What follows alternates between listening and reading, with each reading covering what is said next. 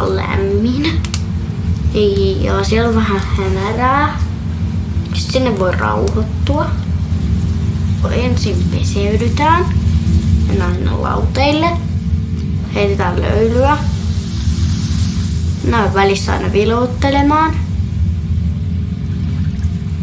Välillä viihdotaan. Tullaan saunasta pois ja peseydytään. Kaikki suomalaiset edustavat saunomiskulttuuria. Jokaisella on oma tapansa, oma perinne. Voidaan sanoa, että jokainen on saunomisen asiantuntija. Suomalaisethan saunoo aina, voisiko näin sanoa, kesäisin saatetaan käydä vaikka joka iltakin, talvisin sitten ehkä vähän harvemmin, mutta semmoinen yleisin saunapäivä on lauantai. Tämmöiset vuotuiskierrossa tärkeimmät juhlapyhät, joulu ja juhannus erityisesti on semmoisia, mihin valmistaudutaan sitten saunomalla. Kannattaa saunoa. Mä ehdotan ainakin saunomista monelle. Siinä yhdistyy rentoutuminen ja